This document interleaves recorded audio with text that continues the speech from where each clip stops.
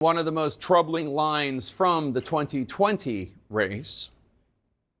All I want to do is this. I just want to find 11,780 votes, which is one more than we have, because we won the state. He did not win the state. But now a brand new rule change may give election officials in Georgia the power to challenge results, and the change comes just 3 months from the election. Georgia's Board of Elections passed the rule granting local counties authority to conduct, quote, reasonable inquiries into election results, inquiries that could delay certifying results. CNN's Nick Valencia takes a look now into this rule change. Yeah, the motion carries 3-2.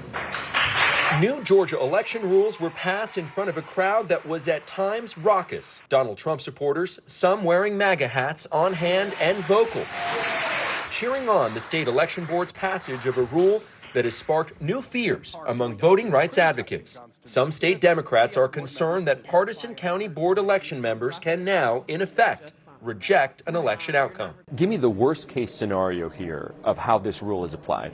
So worst case scenario would be that we have a bunch of counties who, because they now have discretion to certify election results, causes massive delays, uncertainties, in which, again, the state of Georgia may not be able to meet the required deadlines for certification. Democrat Sam Park, Georgia's House Minority Whip, says the rule has a potential of delaying the certification for the entire state of Georgia in 2024. To pass a rule that creates such substantive change, less than 100 days, that, I mean, how are you going to implement a rule that doesn't have guardrails? That what constitutes a reasonable standard? They're doing a great job. 3 members. The Republican members of the state election board were relatively unknown, but now they are front and center in changing Georgia's election rules. I think the Board of Elections should be able to see every single election document in the office. Rule changes pushed by Georgia's Republican-led state legislature after 2020 gave the board a facelift. Secretary of State Brad Raffensperger, often a public target of Trump, was removed as the election board chair. Meanwhile, Republicans Janelle King, Rick Jeffries, and Dr. Janice Johnston were appointed to their roles by the state legislatures and party. Janice Johnson. And Trump recently called them out by name at an Atlanta rally. Saying our name and saying we're doing a good job doesn't mean anything. I mean, it just means we're doing a good job in his eyes. You're operating in good faith, full stop. Absolutely, absolutely. Their mention by Trump has raised concerns among critics that they may be working directly with the Trump campaign, something board member Janelle King adamantly denied to CNN. This is about protecting all voters. I am making sure that I do the right thing. I'm appreciative of the president's support, but I'm not working on behalf of anybody. On Tuesday, 2 Republican former secretaries of state submitted a letter to the state election board, cautioning on the last-minute rule changes. There's still a big question as to whether or not this controversial rule is legal. It sets up the likelihood that it will be challenged through lawsuits.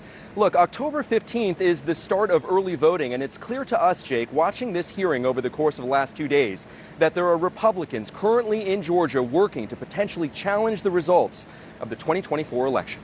Jake? All right, Nick Valencia, thanks so much. Joining me now to talk about this, Democracy Docket founder and Elias Law Group partner, Mark Elias. Mark, great to see you again. As soon as this popped up, I knew exactly who to turn to.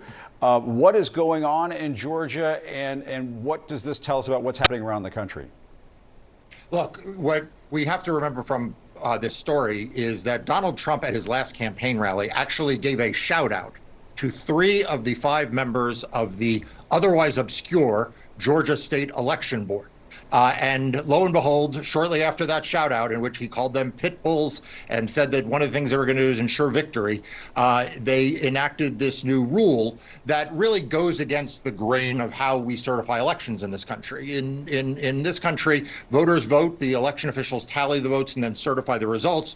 And here there is the rule gives some discretion, or tries to give some discretion, to election officials to maybe say they want to investigate further. And look, this is part of of a bigger effort that Donald Trump and Republicans have been trying to launch around the country to allow space for election deniers to be in office and not certify election results. We saw it, an effort in the 2020 election in Michigan, and in 2022, my team and I had to sue Cochise County, Arizona, some counties in Pennsylvania that were doing exactly this. So everyone needs to pay close attention to this as it moves forward.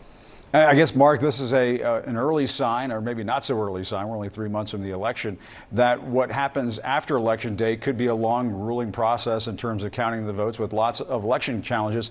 And two Republican former Georgia secretaries of state submitted a letter to the board that you were just talking about ahead of this vote, cautioning, quote, recent last-minute rule or law changes and non-transparent tactics like those introduced in Georgia are unhelpful and may lead to additional public distrust of elections. So it sounds like what they're claiming in Georgia is that, well, they want to add more trust to elections, but this may do just the opposite. I don't think Donald Trump praised these three board members because he was trying to instill trust in the elections. I mean, let's be clear. Donald Trump has spent the better part of the last decade sowing distrust in elections.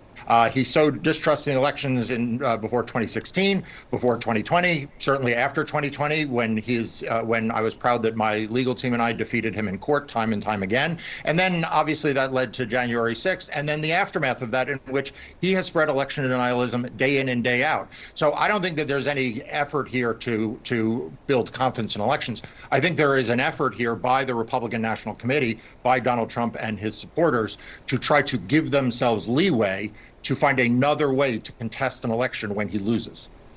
And I do want to play some of what President Biden had to say about what he thinks is going to happen around the election and whether or not he thinks there will be a peaceful transfer of power. Here's what he had to say. Are you confident that there will be a peaceful transfer of power in January 2025? If Trump wins, no, I'm not confident at all. I mean, if Trump loses, I'm not confident at all. He means what he says. We don't take him seriously. He means it. All the stuff about if we lose, there'll be a bloodbath. Mark, I mean, one of the things that I think has taken place since January 6th is, I mean, it almost seems as though the public is kind of sleepwalking into the next election without really recognizing the fact that something like this could happen again. Maybe not exactly like January 6th, but yet you could have breakdowns in states where election officials are refusing to certify election results, and it just becomes a giant hornet's nest. Add to that the possibility that, yes, you could have perhaps spasms of violence breaking out, maybe not in the nation's capital, but in state capitals. What are your thoughts on this? So a couple of things. First of all, you know, President Biden has been a voice of moral clarity on the threat that Donald Trump poses from before he took office. And I think we need to listen to what the president said, because he's exactly right. You know, we were lulled into being told by people on the right to take Donald Trump seriously, but not literally. And then what we wound up with was a assault on democracy after the 2020 election that ultimately culminated in a violent insurrection in the nation's capital. So when Donald Trump says, don't worry about voting, you won't have to vote again. And when Donald Trump says that he's calling out election officials because, you know, he thinks that they are pit bulls, we need to take him literally.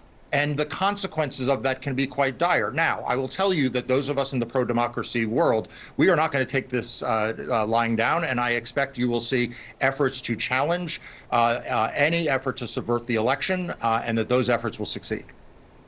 All right, Mark Elias, we'll be watching. Keep us posted. Thanks so much. Thank you.